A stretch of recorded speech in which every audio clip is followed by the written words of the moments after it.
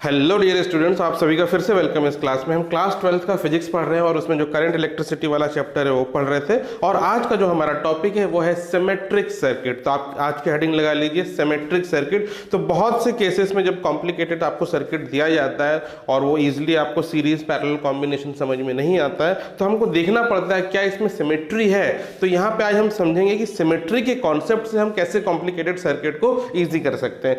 तो जो symmetric circuit होते हैं वो दो तरह के होते हैं। फर्स्ट होते हैं मिरर सिमेट्रिक सर्किट और दूसरा होता है फोल्डिंग सिमेट्रिक सर्किट। तो ये दोनों होता क्या है तो हम इसको एक एक करके समझते हैं। तो सबसे पहले लिखिए मिरर सिमेट्रिक सर्किट।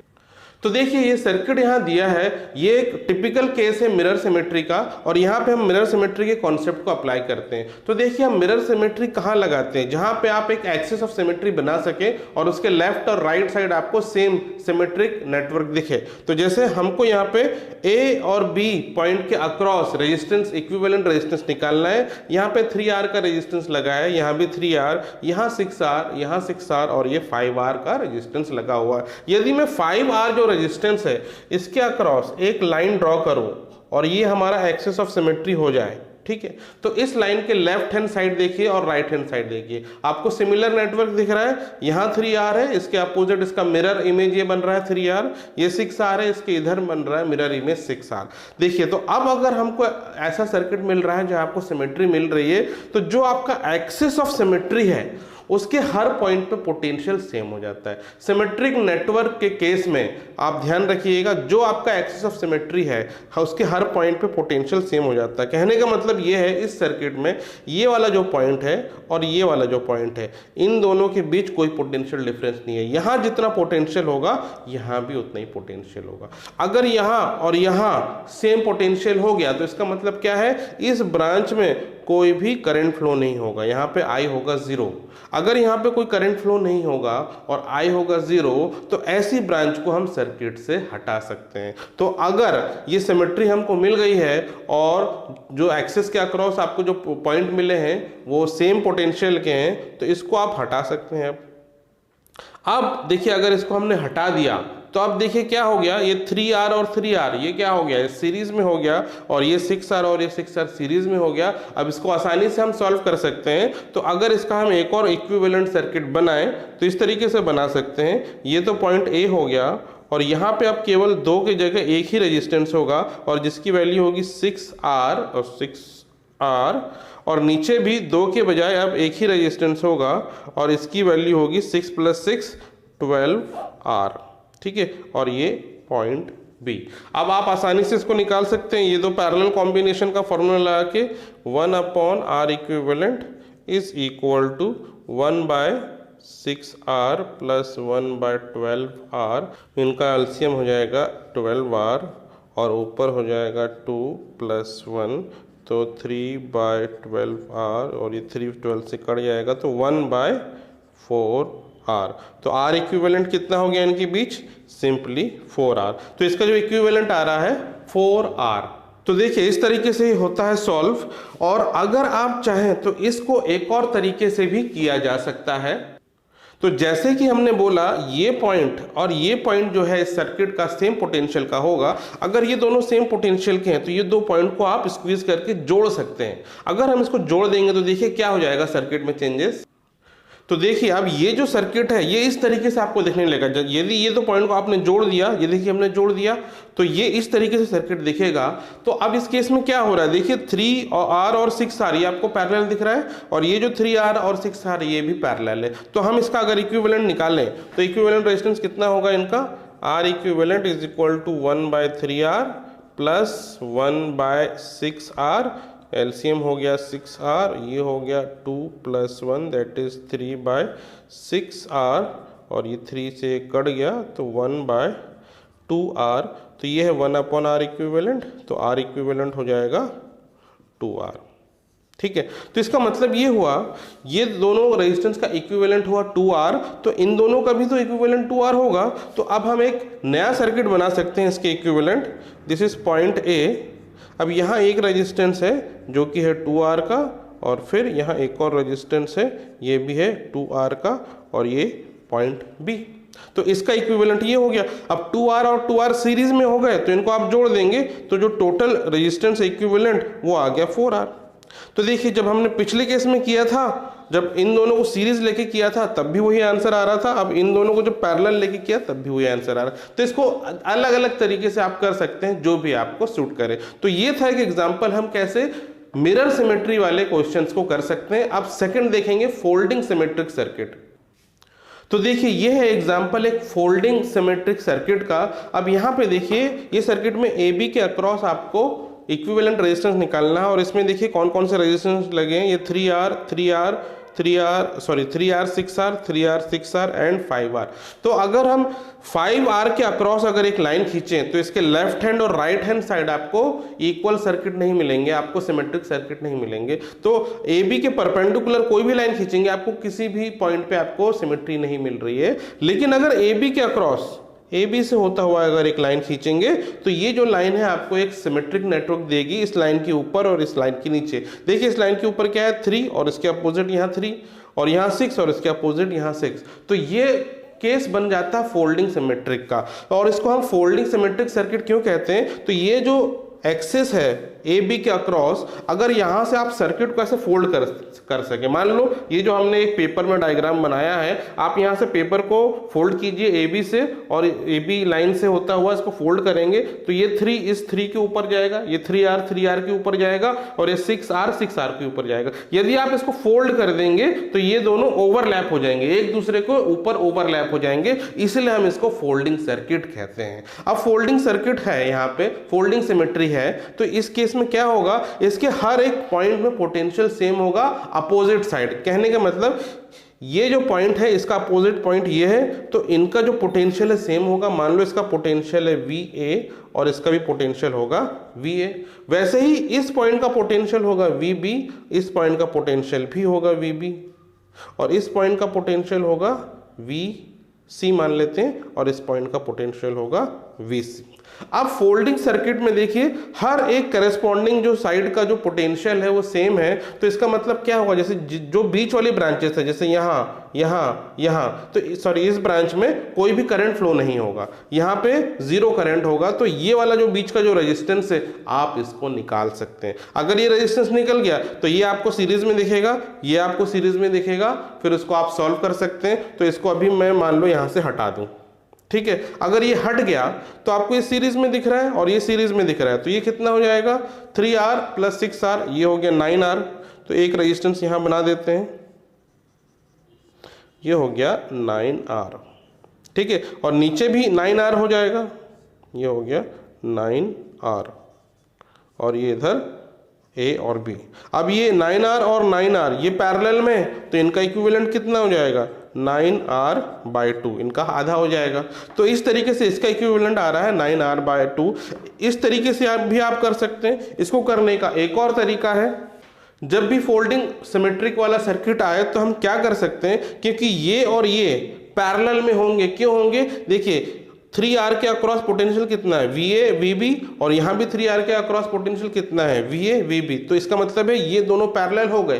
अब 3R पैरेलल में अगर हो तो इसका इक्विवेलेंट कितना होता है 3R/2। तो इसका मतलब ये है हम ये नीचे वाला ये हटा सकते हैं और इसके जगह यहाँ केवल लिख देंगे 3R/2, 3R/2, ठीक है। अब देखिए 6R और 6R ये भी पैरेलल हो जाएगा, क्योंकि किसके बीच में है 6R VB और VC के बीच में, और ये किस पोटेंशियल के बीच में, ये भी VB है, ये VB है और ये VC है। तो ये दोनों पैरेलल हो गए।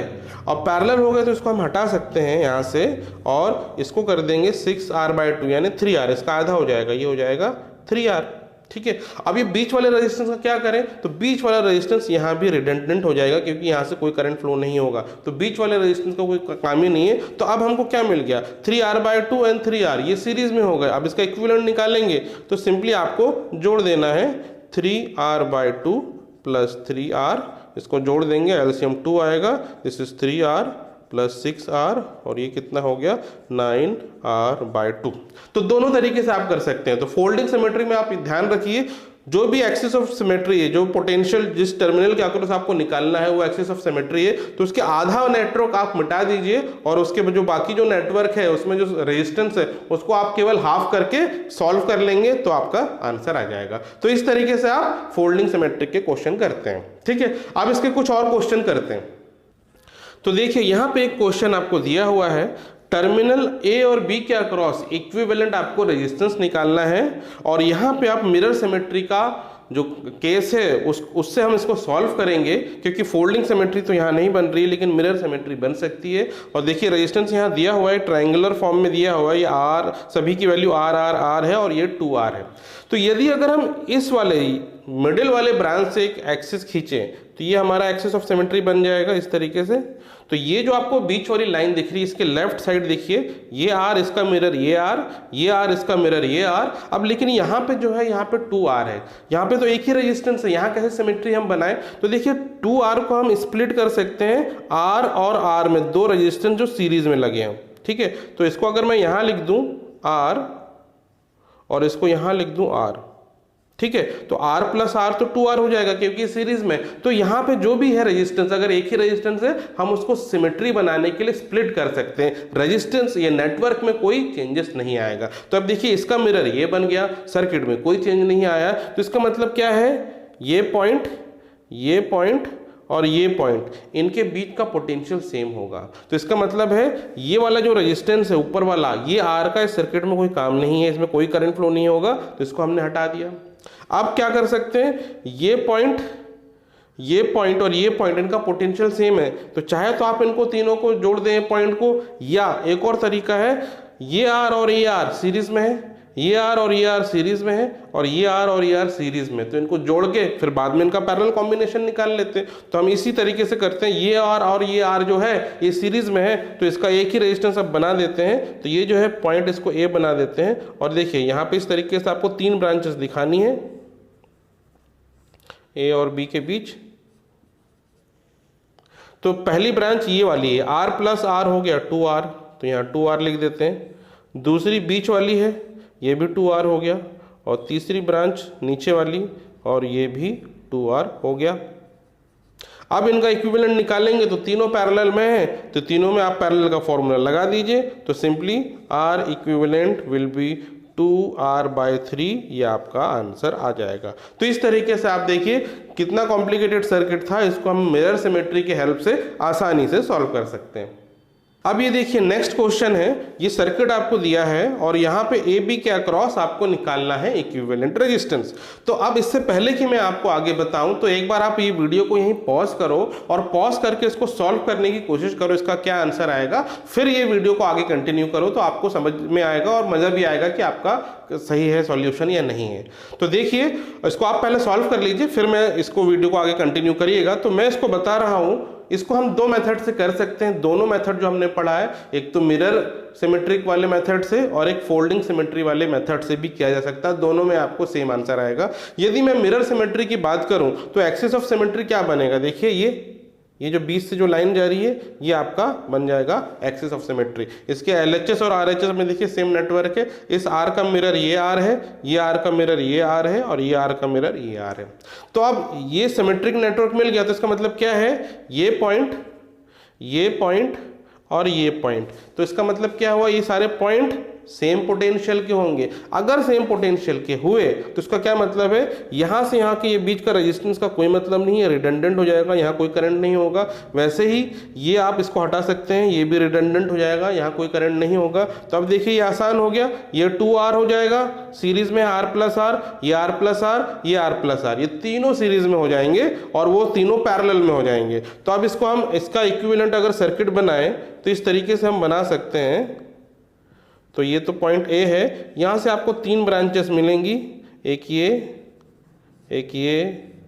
और एक ये, और ये तीनों ब्रांच यहाँ आके मिलेंगी और ये जो पॉइंट है ये पॉइंट होगा B और इसकी वैल्यू है 2r और 2r। अब ये तीनों इक्वल रेजिस्टेंस और तीनों पैरेलल में है, आप पैरेलल का फॉर्मूला लगाएंगे तो R इक्विवेलेंट कितना आ जाएगा, 2r/3। तो इस तरह देखिए बड़ी ही जल्दी आपने इसको सिमेट्री के कॉन्सेप्ट से सॉल्व कर लिया। तो ये हमने मिरर सिमेट्री से किया। यदि आप इसको चाहें तो फोल्डिंग सिमेट्री कॉन्सेप्ट लगाएंगे तो भी यही आंसर आएगा। हम यहाँ आर और यहाँ आर अगर हम रख दें दोबारा से, तो फोल्डिंग सिमेट्री में हम क्या करते हैं, ए बी वाला जिस टर्मिनल के अक्रॉस आपको रेजिस्टेंस निकालना है वो हमारा एक्सिस ऑफ सिमेट्री हो जाएगा। अब यहाँ पे देखिए इसके ऊपर वाला और नीचे वाला सर्किट सिमिलर है, इस आर का मिरर ये आर, इस आर का मिरर ये आर और इस आर का मिरर ये आर, तो ये सिमेट्रिक नेटवर्क हो गया। तो जब भी सिमेट्रिक नेटवर्क होंगे इसके अपोजिट टर्मिनल के पोटेंशियल सेम होंगे। तो इसके अपोजिट में हमको यही मेन टर्मिनल दिख रहा है, एक ये और एक ये, तो ये जो टर्मिनल है आप इसको फोल्ड कर देंगे और ये सिमिलर हो जाएगा, ये दोनों जो पोटेंशियल है इनका सेम हो जाएगा, इसको हम जोड़ देंगे और इस केस में ये आर और ये आर पैरेलल हो जाएगा और ये आर और ये आर पैरेलल हो जाएगा और ये आर और ये आर इसका कोई मतलब ही नहीं है सर्किट में, तो इस केस में भी ये हट जाएगा। ठीक है, तो जैसे मैंने पहले ही बताया था ये आर और ये आर इस केस में पैरेलल हो जाएगा, क्योंकि ये पोटेंशियल और ये पोटेंशियल के बीच है ये वाला रेजिस्टेंस और ये पोटेंशियल और ये पोटेंशियल के बीच में ये वाला रेजिस्टेंस, तो दोनों सेम पोटेंशियल डिफरेंस हो गया, तो ये पैरेलल हो गया। तो आप इसको हटा के आप सिंपली इसको कर दो r/2, ये हो गया r/2। वैसे ही इसको हटा के अब इसको कर दो r/2। अब ये r/2 और r/2 सीरीज में हो गए और इनको जोड़ेंगे तो कितना हो जाएगा, सिंपली हो जाएगा r। तो अब एक और सर्किट हम बना लेते हैं, ये पॉइंट A है, यहाँ से एक रेजिस्टेंस गया, ये है r, इन दोनों का टोटल, और फिर ये है B और ये वाला जो रेजिस्टेंस है r + r 2r हो जाएगा। तो यहाँ पे आप जोड़ देंगे और लिख देंगे 2r। अब इन दोनों का अगर पैरेलल कॉम्बिनेशन निकालेंगे तो 1/r equivalent is equal to 1/r + 1/2r और इनका एलसीएम हो गया 2r, तो ऊपर हो गया 2 + 1, दिस इज 3/2r। अब इसका रेसिप्रोकल ले लेंगे तो r equivalent is equal to 2, ये स्मॉल r है, 2r/3। तो देखिए इस केस में भी वही आंसर आ रहा है जो प्रीवियस केस में आ रहा था। तो दोनों तरीके से आप इसको कर सकते हैं, चाहे तो फोल्डिंग मेथड से, चाहे तो मिरर सिमेट्री मेथड से। तो ये देखिए मैं आपको होमवर्क के लिए 2 क्वेश्चन दे रहा हूँ, ये फर्स्ट क्वेश्चन है, ये सेकंड क्वेश्चन है। यहाँ पे देखिए आपको ये नेटवर्क दिख रहा है, यहाँ पे सारे रेजिस्टेंस इक्वल है और सबकी जो वैल्यू यहाँ दिख रही है कैपिटल R है और ये टर्मिनल A और टर्मिनल B है और आपको टर्मिनल A B के अक्रॉस इक्विवेलेंट रेजिस्टेंस निकालना है। वैसे यहाँ पे आपको ये सर्किट दिख रहा है, ये एक सर्किट है और यहाँ पे जो सारे रेजिस्टेंस है ये सारे रेजिस्टेंस इक्वल है, इनकी वैल्यू स्मॉल r है। ठीक है, और ये जो पॉइंट है ये वाला और ये वाला, ये A और B है, इस टर्मिनल के अक्रॉस आपको इक्विवेलेंट रेजिस्टेंस निकालना है। अब आप ये सोचिए कि कहाँ पे आपको मिरर सिमेट्री वाला कॉन्सेप्ट यूज करना है, कहाँ पे फोल्डिंग सिमेट्री वाला कॉन्सेप्ट यूज करना है। दोनों ही कॉन्सेप्ट से वो क्वेश्चन हो सकते हैं। तो अब ये आपके ऊपर है, आप सॉल्व कीजिए और सॉल्व करके मुझे आंसर कमेंट में लिख के बताइए। अगर किसी को अगर आंसर नहीं बनेगा तो मैं उसके लिए अलग से वीडियो बना दूंगा, लेकिन आप कोशिश कीजिए इसका आंसर लाने की। आप कमेंट में लिख के बताओ क्या आपका आंसर आया, तब मैं आपको बताऊंगा इसका सही आंसर क्या है। So that's all for today's lecture. Take care of yourself and have a nice day.